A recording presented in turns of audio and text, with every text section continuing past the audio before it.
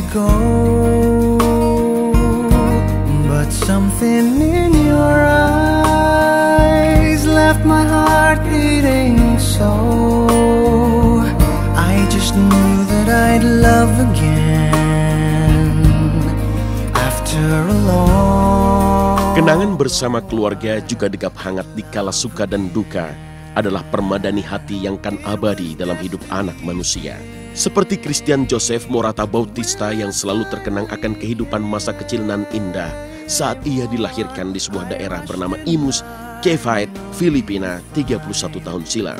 Di sanalah Christian menjalani hari-harinya hingga tumbuh dewasa bersama dekap kasih sayang ayah bunda dan kedua saudaranya. I fear that I might have lost you forever. My family. My father is Ebert Bautista. My mother is Josefa Rizalina Bautista. According to my grandfather, mother's side, she was named after the national hero of the Philippines, Jose Rizal. My father and my mother really took good care of us when we were young. They really worked hard to provide for us. They were really good examples of good parents for us three boys. We're three boys. I'm the eldest.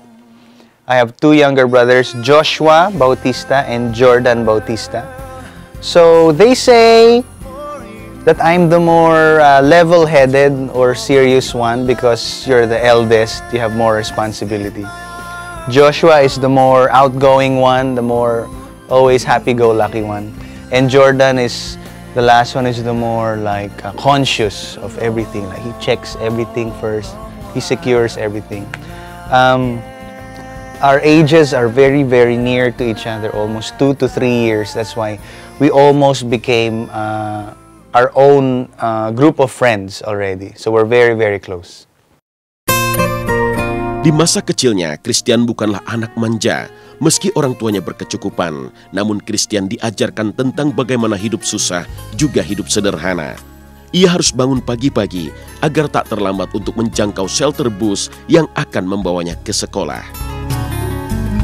Our parents put us in a private school, which was about an hour away from our town. So we had to wake up at 5 a.m. in the morning every single day because we need to carpool with our other friends in the town.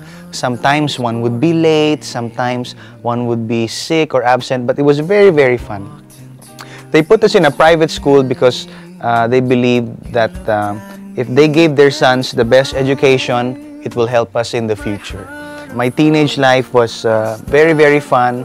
Why? Because yes, I had my brothers with me, and then I met new friends in that high school, and we're also a big family. The Bautista family is a big family. We're like a clan. I had lots of cousins who were my age. Di sekolah, Christian bukanlah murid brilian. Nilai rapornya biasa-biasa saja. Namun sekolah telah mengajarkan banyak hal buatnya. Salah satunya meneteskan ilmu tentang berbahasa Inggris. The most important thing that I learned in school was how to speak English. So up to now, I'm so happy that even though when I started, I did not know how to speak English, but because of my friends, because of my teachers, through trial and error, I learned how to speak English, and I brought that up to college and up to now in my career. Tiada impian muluk, tiada pula ambisi setinggi gunung. Yang Christian lakukan hanyalah menjalani hidup. Ia ingin menjadi manusia merdeka sejak dini. Karena Christian percaya Tuhan telah mengatur jalan hidupnya. Okay, when I was a child, I did not have any ambitions. That's weird. I did not have any dreams. I sort of like always just went with the flow on what life gives me.